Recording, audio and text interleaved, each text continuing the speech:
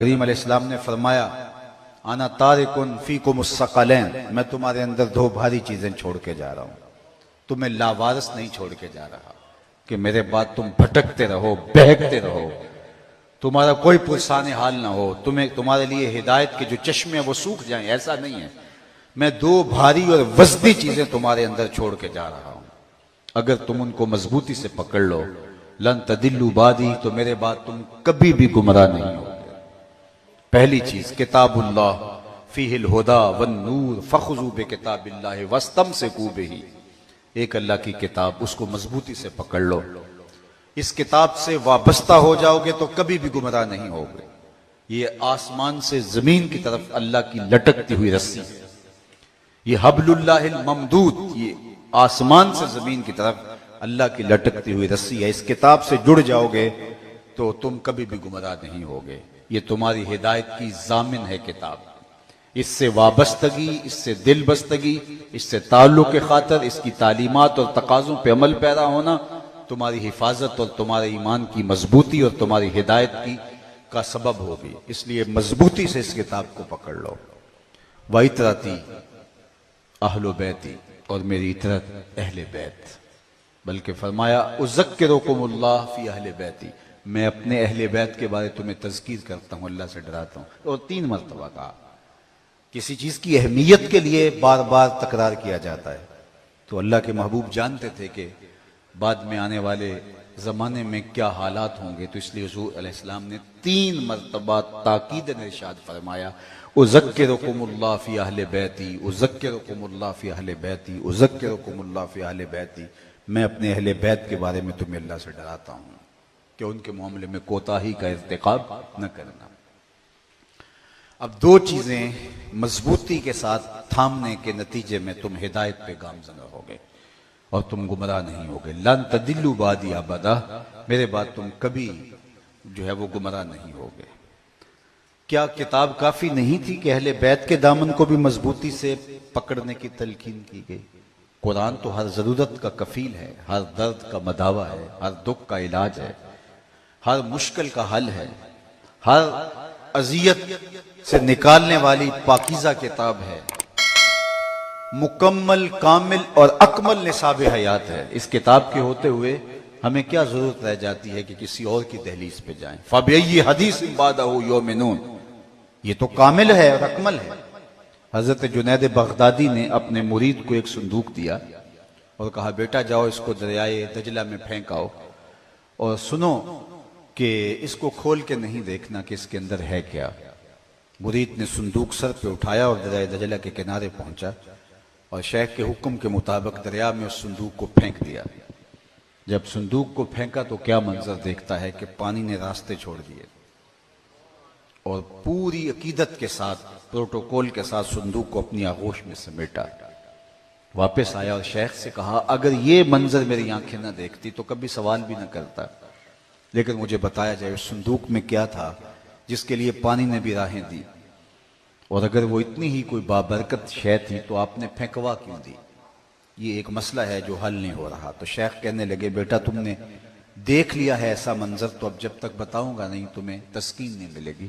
سنو، میں نے 12 سال کی محنت شاقہ سے ایک کتاب تحریر کی تصوف کے رموز اور غوامض اور اسرار پر، پھر 12 سال اس کی نوک پلک سنوارتا رہا کہ اس کا کوئی جملہ شریعت بیضا کی مطابقت میں ہو، مطابقت سے ہٹ کے نہ ہو۔ پھر 12 سال سوچتا رہا کہ اس کتاب کو لوگوں تک پہنچاؤں کہ نہ پہنچاؤں۔ آج 36 برس بیت گئے، میں نے سوچا ہے قرآن کے ہوتے ہوئے لوگوں کو جنید کی کسی کتاب کی ضرورت نہیں ہے، جو تم پھینک کے آئے ہو وہ میری 36 برس کی کمائی ہے، قرآن اتنا کافی ہے۔ جب قرآن کے ہوتے ہوئے ہمیں کسی چیز کی ضرورت نہیں ہے تو پھر کیا ضرورت تھی کہ اہل بیت کے دامن کو مضبوطی سے پکڑا جائے اور قرآن کے ساتھ وابستگی اختیار کرنے کے حکم نامے اور تاکیدی حکم کے بعد پھر اہل بیت کے ساتھ وابستہ رہنے کا حکم 3 مرتبہ تاکید کے ساتھ ارشاد فرمایا گیا۔ تو صاحب، ایک ہوتا ہے علم، ایک ہوتی ہے اس کی عملی مشق، ایک ہوتی ہے تھیوری اور ایک ہوتا ہے اس کا پریکٹیکل۔ اگر اسلام کی تھیوری دیکھنی ہے تو قرآن موجود ہے، اگر پریکٹیکل دیکھنا ہے تو کربلا کے تپتے ہوئے ریگزار میں حسین ابن علی کا کردار۔ اب اس عنوان سے آپ قرآن مجید پڑھتے جائیے، لیکن میں صرف ایک آیت کریم آپ کے سامنے رکھنا چاہوں گا۔ قرآن کی تھیوری کیا ہے؟ وَلَنَبْلُوَنَّكُمْ بِشَيْءٍ مِّنَ الْخَوْفِ وَالْجُوعِ وَنَقْصٍ مِّنَ الْأَمْوَالِ وَالْأَنفُسِ وَالثَّمَرَاتِ وَبَشِّرِ الصَّابِرِينَ۔ اللہ کہتے ہیں ہم بندوں کو پرکھتے ہیں، یہ تھیوری ہے، بندوں کا امتحان لیتے ہیں، خوف سے، بھوک سے، نقص اموال سے، جانوں کے ضیاع سے، ثمرات کے ضیاع سے، لیکن جو میرے ہیں وہ صبر کر کے دکھاتے ہیں۔ یہ تھیوری تو ہے کہ جو اللہ کے بندے ہوں وہ ان امتحانات کے اندر پوری طرح سے سرخرو ہوتے ہیں، لیکن اس کا پریکٹیکل اگر دیکھنا ہے تو کربلا کے میدان میں آ جاؤ۔ اللہ نے بندوں کے امتحان لیے ہیں، بھوک سے بھی لیے ہیں۔ حضرت امام فخر الدین رازی نے تفسیر کبیر میں لکھا ہے کہ مکے سے لے کر طائف تک 70 ایسے نبیوں کی قبریں ہیں جن کی وفات صرف بھوک کی وجہ سے ہوئی ہے۔ راہ خدا کے اندر انہوں نے اپنی جانیں دیں، چلتے چلتے راستے میں لوگوں نے بھوک کے امتحان دیے، لوگوں نے ثمرات کے امتحان دیے۔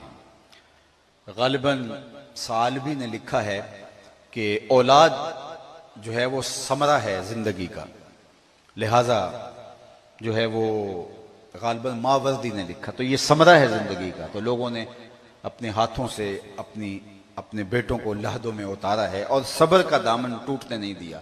تاریخ میں یہ اوراق بھی موجود ہے۔ اسی طرح اموال کا ضیاع، جانوں کا ضیاع، بھوک کا سہنا، خوف، لیکن میں نے تاریخ پڑھی تو یہ امتحان لوگوں پر آئے ہیں، لیکن کبھی بھوک کا امتحان آیا، کسی پر خوف کا امتحان آیا، کسی کا ثمرہ لٹا، یا اگر کسی نے زیادہ امتحان بھی دیے تو وقفے سے امتحان دیے۔ ہم بھی امتحان دیتے ہیں، ڈیٹ شیٹ بنتی ہے تو مشکل پیپر سے پہلے چھٹی رکھی جاتی ہے تاکہ ایک ہی کمرہ امتحان میں سارے پیپر تھوڑے لیے جاتے ہیں، لیکن تاریخ کا یہ انوکھا امتحان تھا کہ سارے امتحان ایک ہی کمرہ امتحان میں، اور پھر پاس مارک 33% نہیں کہا، نمبر بھی 100% لینے ہیں۔ اور زمانے نے دیکھا کہ بھوک کا امتحان بھی، خوف کا امتحان بھی، ثمرہ قلب کا امتحان بھی، جانوں کے ضیاع کا امتحان بھی، سارے امتحان ایک ہی کربلا کے کمرہ امتحان میں تھے۔ اور حسین ابن علی کو دیکھتے ہیں کہ انہوں نے 33 نمبر لے کر کے پاس نہیں ہوئے، 100% نمبر لے کر امتحان میں کامیابی حاصل کی۔ اگر وہ تھیوری ہے تو یہ پریکٹیکل ہمیں یہاں نظر آتا ہے۔ جس بھی رنگ اور جس بھی روپ کے اندر دیکھ لو، صبر کا امتحان، فرمایا جو صبر کرتے ہیں۔ اب صبر کیا ہے؟ جزا فضا نہ کرنا صبر کی یہ شکل ہے۔ اور دیکھیے حضرت امام حسین رضی اللہ تعالیٰ عنہ کی استقامت، صبر کی من جملہ تعریفات میں سے کہیں میں نے ایک تعریف یہ بھی پڑھی کہ انسان کے معمولات عبادت قضا نہ ہوں تو وہ صابر کہلاتا ہے۔ جواں بیٹے کی میت ہو گئی لیکن صف اول میں نماز پڑھنے کا عادی تھا باپ، اب جب اذان ہوئی تو ہم نے اس کو پہلی صف میں بیٹھا ہوا دیکھا، تو اس کا مطلب ہے کہ یہ صابر ہے، کہ اس کے معمولات عبادت قضا نہیں ہوئے۔ اگر صبر کی یہ تعریف مان لیں کہ جس کے معمولات عبادت قضا نہ ہوں وہ صابر ہوتا ہے، تو اس امتحان کے اندر جہاں کو ہمالیہ کا پتا بھی پانی ہو جائے، ہم نے دیکھا ہے نماز کا وقت آیا ہے تو امام حسین کا سر سجدے میں جھک گیا۔ اور آپ جانتے ہیں دست قاتل نے سر حسین اس وقت کاٹا جب سجدے میں جھکا ہوا تھا۔ اللہ اکبر! دنیا کو بتایا کہ یہ سر کٹ تو سکتا ہے لیکن باطل کے آگے جھک نہیں سکتا۔ میں نے 10 محرم کو کہا تھا اور بارہا میں نے مختلف جگہوں پہ کہا ہے کہ لوگ جو ہے وہ سر بچانے کے لیے ہاتھ دے دیتے ہیں، امام حسین نے ہاتھ بچانے کے لیے سر دے دیے۔ لوگ ظلم کے ہاتھ میں، جابر کے ہاتھ میں ہاتھ دے دیتے ہیں کہ جان بچا لیں۔ آج تو لوگ مال بچانے کے لیے، آج تو لوگ اپنی ساکھ بچانے کے لیے، آج تو لوگ کسی مشکل وقت سے بچنے کے لیے جو ہے وہ اپنا سب کچھ، اپنا نظریہ بیچ دیتے ہیں، اس کا جو بھی نظریہ ہے جس پہ بھی جمع ہے بیچ دیتے ہیں۔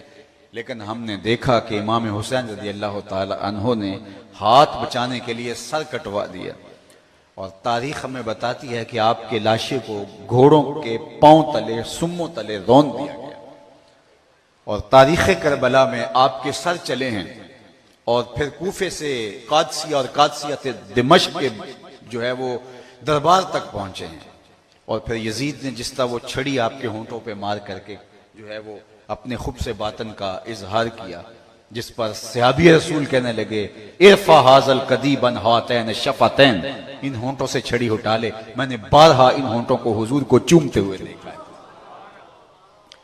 حضرت عبداللہ ابن عفیف نے کہا اللہ اکبر، تو اگر حضرت امام حسین کا ہاتھ بھی کٹا ہوا ساتھ لے جاتے تو یزید کٹے ہوئے ہاتھ کو اپنے ہاتھ میں دے کے کہتا کہ حسین تو نے زندگی میں اپنا ہاتھ تو میرے ہاتھ میں نہیں دیا، اب تو تیرا ہاتھ میرے ہاتھ میں ہے، لیکن گھوڑوں کے پاؤں تلے ہاتھ روندا گیا، لیکن یزید کے ہاتھ میں امام حسین کا ہاتھ نہیں آیا۔ یہ ہے سرخروئی، یہ ہے کامیابی۔ وہ اگر تھیوری ہے تو یہ اس کا پریکٹیکل ہے۔ کائنات نے یہ رنگ، یہ آہنگ اور یہ شکوہ اور یہ جمال اور یہ کیفیت اور یہ جلال نہیں دیکھا ہوگا جو کربلا کے تپتے ہوئے ریگزار میں دیکھا۔